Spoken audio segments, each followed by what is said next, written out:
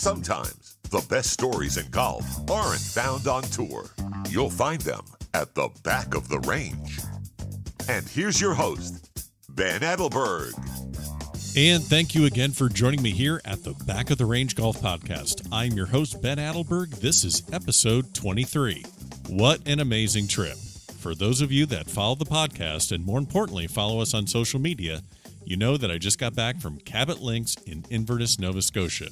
You saw all the Instagram posts, the pictures, the videos, even some of the behind-the-scenes stuff that maybe we shouldn't have published, but hey, it was all good fun. I'll have some thoughts to share with everyone in the future on the golf courses, the resort, my group's experience at Cabot, so make sure you stay tuned for that. I got a lot of emails asking for some swag from the pro shop, and yes, I will be able to hook a few of you up with a couple items there. Fortunately, I recorded this episode a while back as a quote-unquote safety episode from a wild weekend of golf. Well, this is the week, and this is the guest. Actually, the timing is perfect since we're just a few weeks away from the U.S. Open. So this week's guest is Mike Weeks from West Palm Beach, Florida. Now, I know what you're thinking. Who's Mike Weeks? I don't know this guy. Well, remember what we're all about here at the Back of the Range. The best stories aren't always on tour. Mike is an old-school grinder, and his story is absolutely incredible. I've known Mike for several years playing around the amateur circuit here in South Florida, but even I didn't know all the stories that he shared in this episode. You want some of his credentials? All right, here you go. The guy got through U.S. Open local and sectional qualifying 3 times. Now, I know what you're thinking. He's some junior phenom that was groomed since he was 7 to be a perfect. No, not even close. He was the number 5 man on his high school golf team. So now you're thinking he found his stride in college and he just blossomed into this NCAA Division. Nope, not that either. He was a member of a junior college team and he never played a tournament. So how in the hell does this guy make it through to play in the 91 Open at Hazeltine, the 93 Open at Baltusrol, and the 94 Open at Oakmont? Well, that's why he's here at the Back of the Range. Before we get going, you know the drill. Follow us on Instagram, the Back of the Range Podcast. You can also track us down at Facebook and Twitter. The central hub of the podcast is thebackoftherange.com. That's where all the previous episodes are located, and you can also get in touch with me via email, ben@thebackoftherange.com. So let's kick off episode 23. Mike, welcome to the Back of the Range Golf Podcast. You know, we always start these episodes off with a little bit of backstory of how our guests get their start in the game of golf. Now, you were a high school baseball player, so how did you make that transition to golf? I actually ran into, I used to ride the school bus with a couple of guys, Larry Holland, Adam Armagos, who played for North Shore High School. And, I used to sneak on the golf course at North Palm Beach Country Club, and I started playing with those guys a little bit. I wasn't very good, but they needed one more player to, they had 6 players on the team, and their 5 and 6 wasn't very good, and they thought I would be someone that might be able to fill that role. And they asked me to come out for the baseball team or the golf team, I'm sorry. And, that's really how I kind of started getting into competitive golf. I didn't grow up playing junior golf or anything. And I went straight from just sneaking on at the golf course at North Palm Beach Country Club to, making the golf team. And they kind of had me pinned as the number 5 guy if someone had a real bad round. Because they had the 1, 2, 3, and 4 roles pretty much filled. If someone had a real bad round and I happened to play well, maybe they might use one of my scores. And that's really how I kind of got introduced to the game a little bit right there. That's amazing. So you had none of this AJGA or growing up at a country club and lessons. You just basically had some buddies that thought maybe you can just knock it around and kind of help out the team just a little bit. And you're like, well, I'll go do it. Sure. Yeah, I had the 10-finger grip, very short backswing, and I would just hit it down the middle. I hit it straight and kept it in play, and found a way to get it in the hole, comfortably.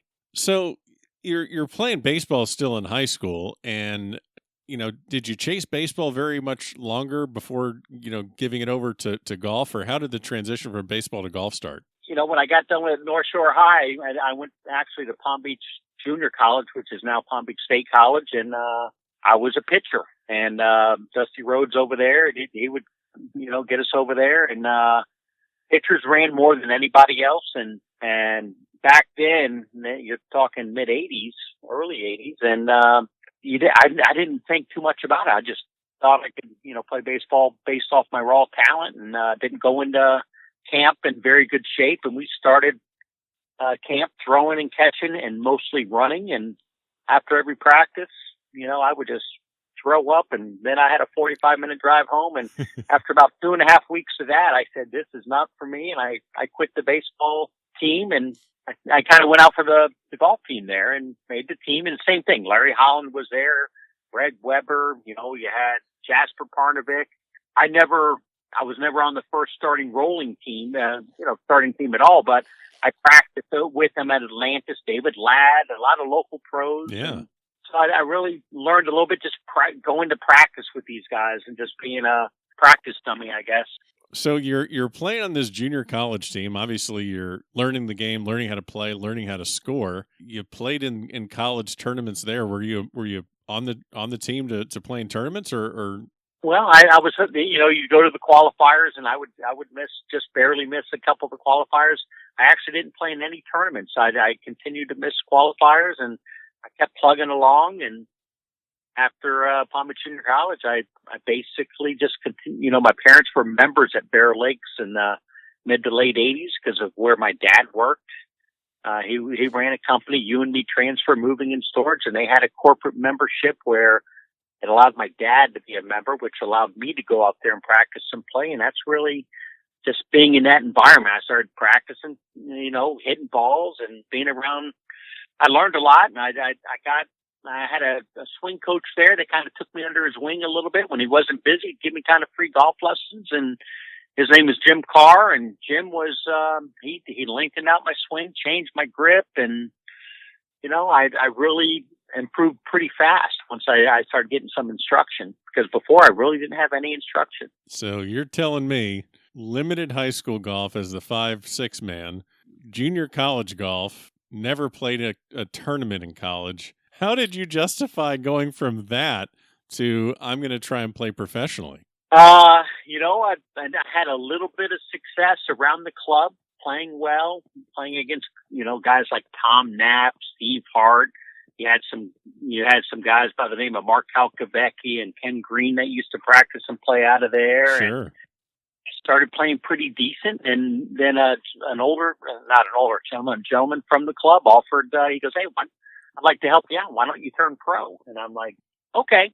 And there were guys, Alice Applegren, Dave Roshman, that they would go up to Orlando and play in these minor league, the J.C. Goosey tour. Yeah.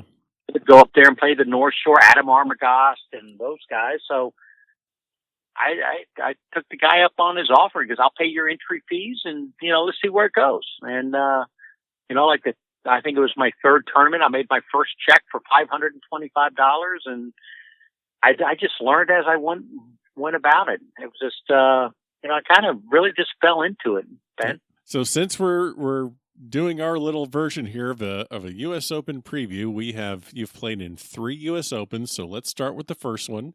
You played in the 1991 U.S. Open at Hazeltine. What do you remember about the local and the sectional and getting through? And then, tell me a little bit about the qualifying experience of getting into your first U.S. Open. The first one, Hunter's Run, just being able to keep it together. I had a friend, John Sanford, who a lot of people would know from the area. I played a lot of golf with John at Bear Lakes at the time, and John offered a caddy for me, and I snuck through the first qualifier at Hunter's Run, just holding on, just finding a way to get it in and just skanking it around, and I finished a couple under par, and then I went to Bay Hill, and I think I shot 2 or 3 under for the 36 holes. I don't know how I did it, and it was, but I did it, it was just, right. There's a little perseverance, a little bit of John coaching me around a little bit, helping me with my decision making, not being too aggressive. And I was fortunate. And then, John went with me to Chaska up in Minnesota, and we went up, the Saturday before the tournament. Like Monday was the practice rounds. We got there Saturday afternoon late. we played with some members on Sunday. John and I played the golf course with members. The members were still allowed to play it on that Sunday. And that Sunday, I remember Mike Schultz was the director of golf at the time, and we went in Sunday after our round playing with the members. We went and signed up for the tee sheet, like for our practice rounds on Monday, Tuesday, Wednesday. I was the first guy that signed the practice sheets, and Sure. I'm like, 10 o'clock on Monday, 9 o'clock on Tuesday, and then I did 9:30 on Wednesday. So I didn't know who I was playing with. So we show up early Monday morning. It was pretty neat. You get there and they give you we check in, and John would probably remember this more than I, but Phil Mickelson was checking in right in front of us. Phil was so polished. He was still a kid had come right out of college, Arizona, and he is so polished. He's like thanking everyone at the registration table, and he's got his members only jacket on, and he's got the collar. He's got the collar turned up, and John and I are kind of making fun of him a little bit, like, who the hell is this guy? Yeah. And I think John did say that.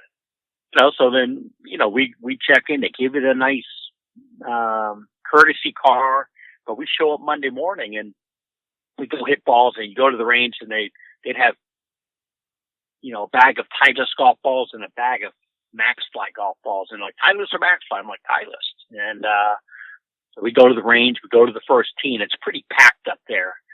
And I go to the starter's tent on the first tee box, and I check in. He goes, who are you playing with? I go, I don't know. He goes, well, let me get a couple guys to join you. And I'm just standing on the tee box. The crowd parts, and here comes Seve Ballesteros and Tom Seekman, who just won like a week or two earlier.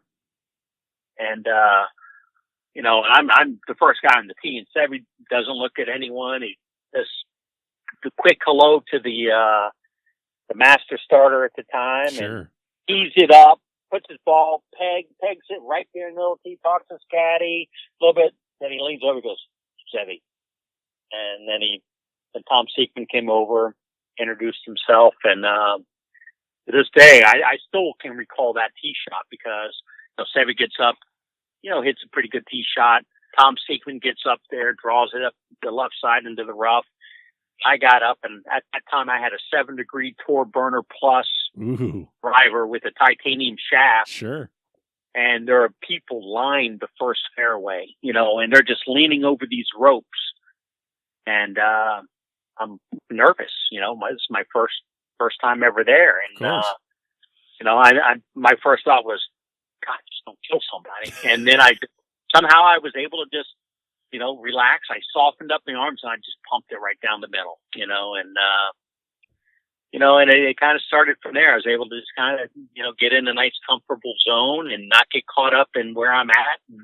And now playing with Seve, everyone has always spoken so highly of his scrambling and his short game and all the different shots he has around the green.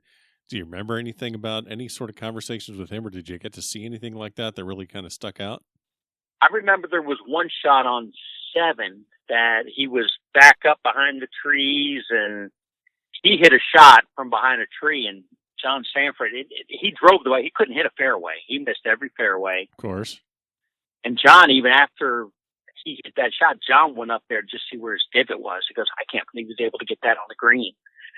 And then on the 8th hole, we talked about bunkers a little bit. He talked a little bit about how, his technique, he would set it open, and then on his takeaway, he would rotate the forearms a little bit to add even more loft and use the bounce and really just, the ball would just pop up really soft, and that was back in 91, but, it was an incredible. He didn't talk a whole lot to us because his English wasn't very well. Right. And my Spanish, I don't have any. But it was a great experience, getting to meet him that first time and just being part of it. And, I was no longer with us, which is unfortunate.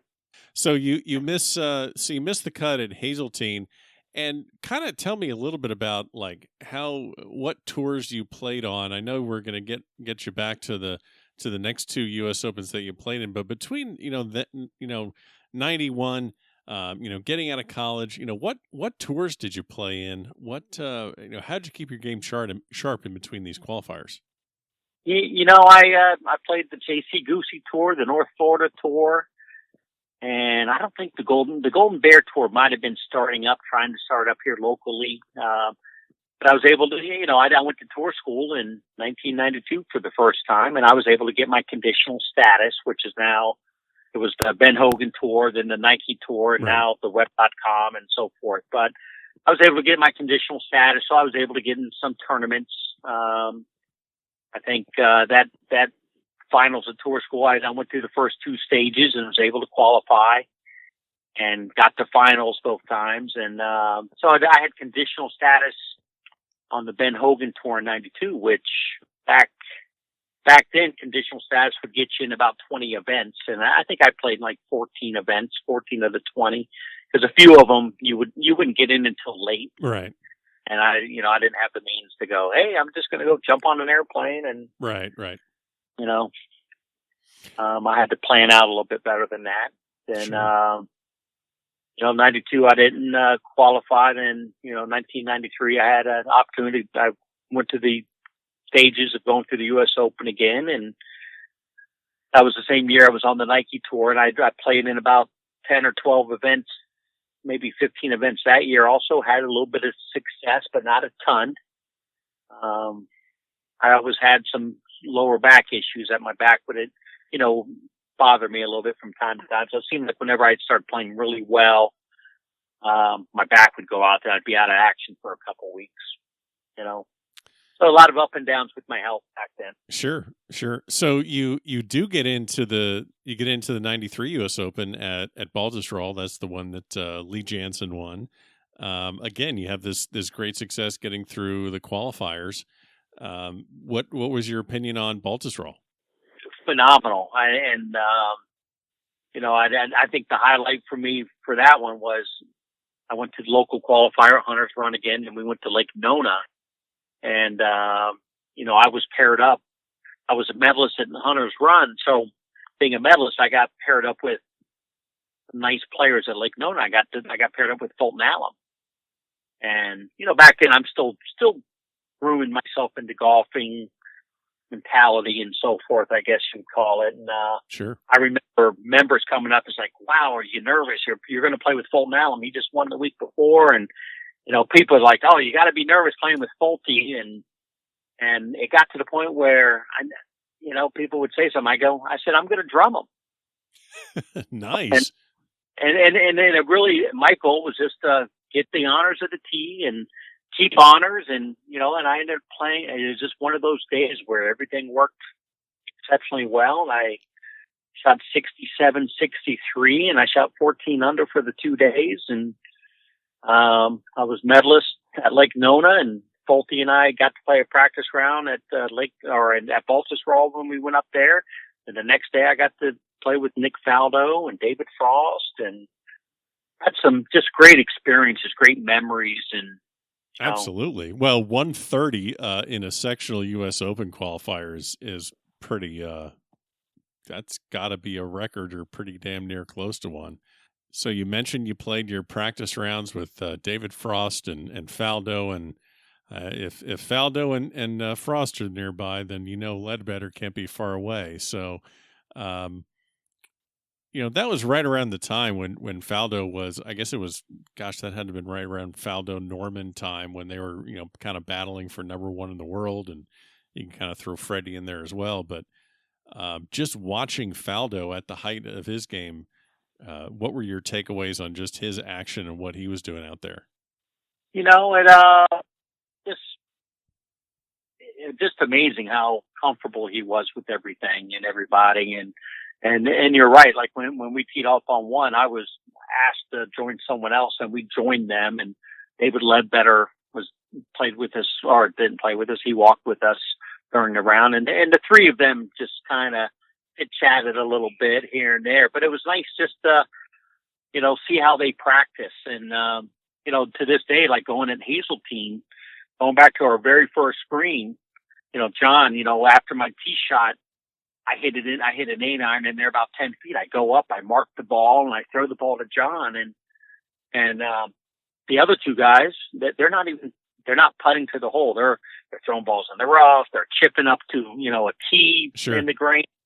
John and I kind of look at each other, and John kind of shrugs his shoulders, and he goes to the bag, and he gets a couple golf balls, and we start mimicking what they were doing. Yeah. And they were the same way. And not to go forward, I remember I got 1994. I got to play a practice round with Jack Nicklaus, and Jack Nicklaus on every green in Oakmont. He'd go Thursday, Friday, Saturday, Sunday, and he would point to where pins were going to be on every green, and he's like, "This is what they're going to do. They're going to play this on this hole," but it was really neat experience, and it's some things that I'll never forget. And it's not very important to many people, but to me, it's pretty cool. That's why you're here on the podcast. How long? Not to deviate, but how long have you been working on your Jack Nicklaus impression? Well, it's funny. It's like if you're around him a little bit. The year I qualified there, I got to play a practice round with Gary Nicklaus, Mike Melizia, and Jack and myself. And it was Gary and Jack against Mike Melizia. And this is for the. And I'm going to let you continue the story. I just want to set the scene for everyone listening. So this is your qualifier to play in the '94 U.S. Open at Oakmont. Yeah. So now you have qualified for. So this is back-to-back U.S. Opens you qualify for. So this is the practice round at the qualifier. Is that right, or is this what is this practice round for? This is up at Bay Hill. We played. This is our practice round, and I never played with Jack before, but Mike and Gary and I, we kind of known each other a little bit, and I don't know who set it up, but I was happy to be part of it. But we went and we got paired up for a practice round before the qualifier the next day. So we got to spend 18 holes playing with Jack Nicklaus, my first time ever playing with Jack, and to this day I still have the $2 in my armoire. I finished eagle birdie at Bay Hill to win $2 off Jack Nicklaus and Gary Nicklaus, but I got paid by Jack, and he slams it in my hand and squeezes my hand, and he hit that. Pissed. That $2 was like he hates losing, man. It was amazing, and I'm sure Mike would probably remember the day as well. But took $2 off of Jack Nicklaus in a practice round. Eagle birdie at Bay Hill. Wow. So you do the qualifier, and it's 36 holes. It's a 36-hole qualifier in one day. Is that correct, or was it 2 days back then? No, it's 1 day. Okay, so it's 36 holes. Tell me about this day, because you had how many rain delays you have? I mean, this day just didn't seem to end, did it? It rained, poured, and then we had several hours of rain delays, and I'll tell you, it goes back to I never met Mr. Nicklaus before until the day before, but what a great day. I mean, I felt like, wow, what a great experience. I really felt pretty close to him. He made us feel so welcomed, and I'm a little bit of a ball buster, and he likes giving little jabs, and I tend to give jabs back. And so during the rain delays, we sat in the pro shop floor for a couple hours. Jack Nicklaus and Jim Carr was caddying for me. He was my teaching pro at the time, and Jim just, he's a Cleveland guy. He grew up idolizing Jack. Jack's his everything. And, so we really spent a lot of time with Mr. Nicklaus and Gary. And, during the rain delay before they sent us back out, I think I was 3 under and Gary was, 2 under or something like that. And, after a rain delay, I had like 5 holes to go, and Gary only had 1 or 2 holes to go. And when I came in, I'm coming up 18. I see Jack Nicklaus standing behind the green, and here I am going, wow, he's out here to just see how I finish. He's kind of giving you the stink eye because he knows where Gary is. Well, that's what it was. But at the time, I really thought about that. He was like, I just want to go see how Mike finishes. That's how. the son I never had. I just want to see how Mikey's doing. Yeah, no. No, but I didn't think of it that way. And I when I saw him back there, the first thought that popped in my head was, I'm gonna birdie 18 to get in front of Jack, and that was, I hit it in there about 10, 12 feet, and I missed the putt, and I tap it in, I look up, and I was kind of expecting him to kind of like, how'd you play or how'd you finish or something like that, kind of shrug his shoulders and ask, but he's gone. Yeah, because he knows. Yeah, I didn't think anything of it, and then I go turn in my scorecard, come to find out that I'm going to be in a playoff, and Gary and I are going to play for one spot. And that was a pretty neat experience, and I was just going through the motions, and it was really dark. It was drizzling rain still. And Jack was not rooting for you, by the way. No, I found that out, and and it's funny, and I know we talked about this briefly when I got to that opportunity, with Jack.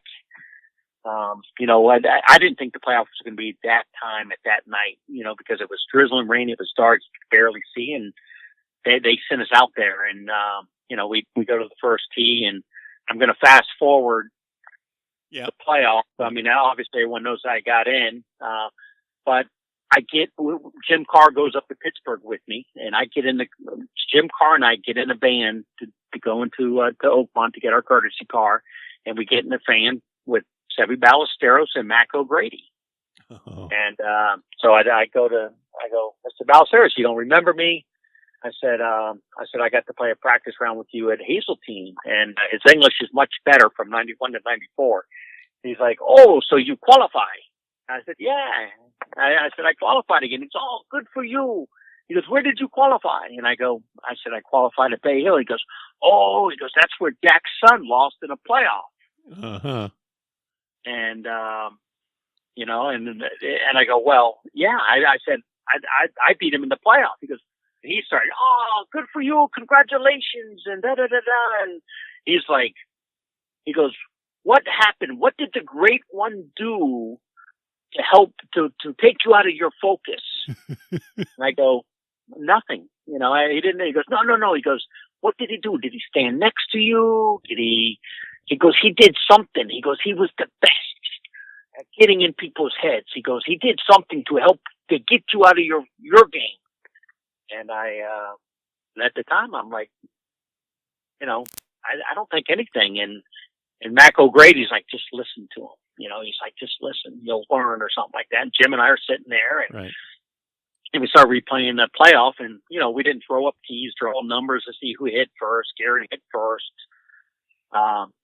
He goes, did the great one come up and touch you? Did he stand next to you right before the playoff? And I go, and I start thinking about it. He did. He came up, put his arm around me. He says, hey, Mike, great playing this week. It was a pleasure meeting you. And, the way I looked at it wasn't him taking me out of my focus, but it did, obviously. And, right.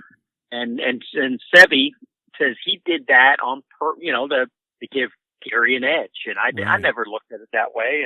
But we hit our shots. Gary hits on the green. You could barely see it on the green. I hit it in the front bunker. I hit it out about probably 8-10 feet, and Gary hits his putt, and there's probably about 80 people there, 100 people, and they're like, oh, go in. And that's when it dawned on me that everybody there was rooting for Gary Nicklaus, except Jim Carr. Yeah, exactly. Well, and, probably what Seve was saying to you, and probably what Jack, I don't know, but I'm guessing that he was trying to kind of get in your head to where you would think, well, you know what? I made it to a playoff, and boy, Jack Nicklaus is my friend. And even if things don't go well, at least I have the great memory of Jack Nicklaus putting his arm around me and wishing me luck and saying how great I was. And maybe that's good enough. And even if I don't, I think that's kind of what he was just alluding to. Oh yeah, no, and I was just happy to be. I was just on cloud nine, happy to be there, and once everyone said go in, the light went off, and I told Jim, I go, I'm making this putt, and then I made the putt. Gary tapped in for his par, and then on 18, Cal Korf was the USGA official at the time. He said, "This is the last hole, finish or not." This is it. We'll come back tomorrow if it isn't finished here now. Right. And we both drove with off 18, and once it left the club, you saw it for about 15, 20 feet, and then you lost it. Then we get up to our ball. I have 186 yards, drizzled rain out of the rough. I get my shot out of the light rough. And Jim Carr's like, that's right at it. That's right at it. And I'm like, shh. Then you hear, ooh. Then you hear applause. All these people going, oh, good shot. We couldn't see it. Right. Had no idea where it was. And Gary was about 10, 15 yards in front of me. He hits his shot, ooh, and applause. And they're allowing us to walk or drive the golf cart in the playoff. And we drive up there. There's one ball about 12 feet, one ball about probably 14, 15 inches. And the marshal at the rope, he's like, great shot. I'm like, which one's the first one? He goes, it doesn't matter. They're both great shots. Of course. And I'm like, no, it does matter. Yeah, it does matter. I want to be the one that has a kick in. Exactly. And I was able to be that one, and I tapped in, and and I did. My heart went out for Jack and Gary at the time, because I'm like, you just saw it, it deflating, and he was hoping father son in the U.S. Open. Yeah, and Jim Carr and I, we go to the convenience store. Back then, we didn't have cell phones. I go to call my wife, tell her I qualified, and she already knew, because a friend of ours worked for Golden Bear Industry at the time, and he was giving her the play-by-play, because they got called into work, and they were planning on this big, father-son U.S. Open, and it was going to be a big rollout. And so he knew what the result was before I even spoke to her. And as I'm getting ready to leave the convenience store after gassing up, here comes Gary and Jack in these two cars, and we talked a little bit. I said, well, we're going to follow you back up to Jupiter, North Palm Beach. And he's like, well, we have to gas the cars up before we jump on the airplane. And I'm like, wow. And here I am. Well, I'm just going to jump on the turnpike and drive 2.5 hours. Yeah. Well, I bet your drive had to have been pretty enjoyable. I guess it would be better that than in a plane. So you see, this is not the last you see of Jack. You head up to Oakmont, and gosh, you're up there in your third U.S. Open in a span of 4 years, and you're up at Oakmont, and like you said, you're playing this practice round with Jack. I mean, yeah, that must have been a unique experience when you're the guy that kept his son out of the tournament. Now you're playing a practice round with him. Yeah, no, it was funny when we got back. I called Gary and I said, "Do you think your dad would play a practice round?" He goes, "Call him." So I called Mr. Nicholas, and he says, "Yeah." And he goes, "Mike, we'll play Wednesday at 10:30." He goes, "I'll put the group together." And I go up and I see him Monday, and he just kind of waves, and he's like, kind of gives me like, "What are you doing here?" I said, and I gave back to him and said, "I heard there's a tournament in town." And Tuesday, same thing, same on Tuesday. We didn't really talk, but I had heard he invited Greg Norman to join us, but Greg had already invited Freddie Couples to play. So Jack got Hale Irwin to join us. So I got to play my practice round with Hale Irwin and Jack Nicklaus, at Oakmont. And had some really neat things, great experience. Doesn't get any better than that. How was Jack playing at that time? Jack wasn't playing that well at the time. And, but he was coaching us around. And when Jack plays a practice round, he plays the ball down. He plays it as it lies. He informed me halfway down in one that he walked back to me. He goes, "Mike, I don't sign autographs." He goes, "I will make time after the round to sign autographs." Because people were asking for autographs, and I'd go down to and I would sign autographs, and made it very clear after the round we'll do that. And but Jack was struggling a little bit at the time, and one of the neat things, and a plug-in for Jim Carr, as our round. Actually, I got to tell number 9 first. As we come up 9, he asked his caddy, he goes, get me something to eat. And Jack, as we're putting out on 9 and everything, we go to 10 tee box and we get up to the tee and his caddy was there and didn't have sandwiches. Didn't have a sandwich for Mr. Nicholas. He's like, he goes, where's my sandwich? And his caddy goes, well, I couldn't get you anything because the guy wasn't at the grill in the men's locker room. And, Jack, went over to him quietly and said, when you work for Jack Nicholas, can't. He's not in your vocabulary.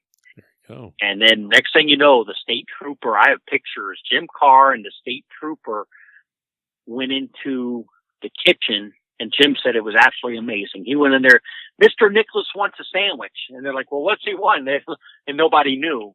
So they made this big silver tray, and they probably had 10 or 12 sandwiches on there. They brought out a bag of drinks. And we have pictures of the state trooper walking down 10 fairway with a big silver tray of sandwiches. Oh, my God. And then on 11, we ate sandwiches and I got a drink. And, but it was such a neat memory there then. And my plug into Jim Carr, and Jim wasn't caddying for me there. He went up as my golf coach there. I got a local caddy. And actually, the Roonies lined that up for me. And the Roonies are members at Bear Lakes at the time, and they still are. They lined me up with a caddy up there that they use on a regular basis that they thought the local knowledge would go a long way. And but when we got to 16, there's a long wait on the par 3, and Jim Carr and Jack started talking a little bit. And at the time, I was playing really well. I think I was 2 under during my practice round. And this was my year to make the cut. In 93, I missed the cut by a shot. 94, my goal was to make the cut in the U.S. Open. I mean, that's really what I wanted. And Jim, and I'm just kind of listening. He goes, well, Mr. Nicholas, do you mind if I say something? He goes, Mike's playing really well, and he does something really well in his swing that you used to. He goes, you've lost your spine angle and your setup. He goes, he goes, when you were in your prime, all your books used to be 12 inches behind the ball. He goes, right now, your left cheek is even with the ball, and, he would lose his width in his swing. And the next thing you know, Jack's standing on the side of a hill on the tee box and just trying to line up behind the ball. And if we went back and were able to count all the strokes from there until 16, Jack had to be probably 14 or 15 over par. He was really struggling. Wow. And Jack kept working on setup. Par 16, he birdied 17, and he almost birdied 18. And then the first round of the tournament, Jack goes out and shoots 66. And I owe that first round to Jim Carr. Jim. I mean, what balls on Jim Carr just to walk up and say, hey, excuse me, hi, I know you're the best player, of the modern era, but do you mind if I give you a swing tip? Well, it started like, what Mike does well. He does something that you. Oh, no, he phrased it perfectly, but still, he phrased it great, but it's still gosh. Oh, yeah. Did Jim ever talk to you about, like, after the fact, like the internal battle of, because, to go give a swing tip to Jack Nicklaus in a practice round of the U.S. Open, that's not the exact same thing as giving a swing tip to, some guy at the local club that you see struggling. Hey, you mind if I help you out with, this is different. That's all world stuff right there. But Jim, I think that Jim's like, Mr. Nicholas, he goes, I've read every book. He goes, I've watched you from wherever, and you used to do this really well, and you're not doing that right now. And wow. Mike does it really well. His club stays really square through impact for a long period of time, and his arms have room to swing down the target line, and God, and to this day, I haven't talked about it much. And this past year, I think last year, the Open was at Oakmont, and they played all the courses in my venue. They played Minnesota, Chaska, they played Baltusrol, and they played Minnesota for the majors. Yeah. Just this past year. So Jim called me, are you watching? I still remember, Great memory. Absolutely. So you played your 3 U.S. Opens. How much longer did you keep your professional status before getting reinstated as an amateur? Even in '94, I was already considering giving up playing, pursuing. I didn't want to. I didn't grow up wanting to be a golfer. I love competing. I love. Someone tells me I can't do something, I'm going to do it. I took my first job in the golf business at Oakmont. I actually didn't know Rob Young at the time, but I was introduced to Rob Young, who was the director of golf for the head pro at Emerald Dunes Golf Club, and he's from Pittsburgh, Natrona Heights. So someone had made the introduction, and I stayed in Rob's parents' basement during that trip. And then after the Open and everything, I interviewed. I went up to the golf show and thought about getting on the sales end of some product line or something, trying to stay in the golf business. And then I decided to get into golf business. I took a job with, I interviewed with Rob Young, and he hired me over at Emerald Dunes. I worked for Ray Finch back when Emerald Dunes was a daily fee golf course, and got in the business for there and worked there until it was sold a couple times. And then I had the opportunity, the same person that kind of talked me into turning professional helped me out with that, helped me get my foot in the door at Bear Lakes. Kevin Murphy and Kevin Richardson, who's a local attorney. Kevin kind of helped me get my foot in the door at Bear Lakes, and they wanted Bear Lakes to go in a little bit different direction with a membership person, instead of just having someone who wasn't really golf knowledgeable, just handing out paperwork, filling out, crossing T's, dotting your I's. And they wanted me to kind of spend time with every individual as they're coming into the club, get to know them, help them into the club. And so to this day, I still have the best job. As people are looking into the club, I find out their personality, how they play. I help them during a round. I normally play either 9 or 18 holes with them. And if they end up wanting to go forward, I'm very involved in going, hey, Peter, you need to meet this guy, Scott. This guy, similar background. And, I just matchmake. So you're a matchmaker at Bear Lakes right now. You're the membership director. Yes, sir. Yeah. So, and gosh, I mean, you started there, just fallen in there because your parents are members, and now you're in charge of growing that club and populating its membership with great people. Bear Lakes is also a real hotbed for up and coming pros. I mean, I'm in the area of West Palm Beach, and I know that there's just tons of guys out there that are, playing on the mini tours and working on their games. So give me an idea of just one of the guys out there that just is chasing the dream and just doing things that you're seeing like, wow, these guys are just amazing. Oh yeah, no, and it kind of goes back to Brooks Koepka. When he graduated at Florida State, he came down, he joined Bear Lakes. He used to practice out of there. Cardinal Newman practiced out of there. Chase Koepka worked there. Chase is a member. And Brooks, when he graduated, he joined as a junior member at Bear Lakes.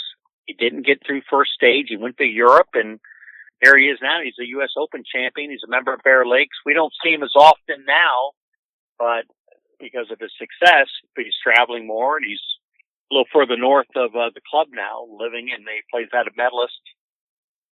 But no, his first choice was, and affordability had a factor in that too at the time, but he joined Bear Lakes, and we've always attracted guys like that.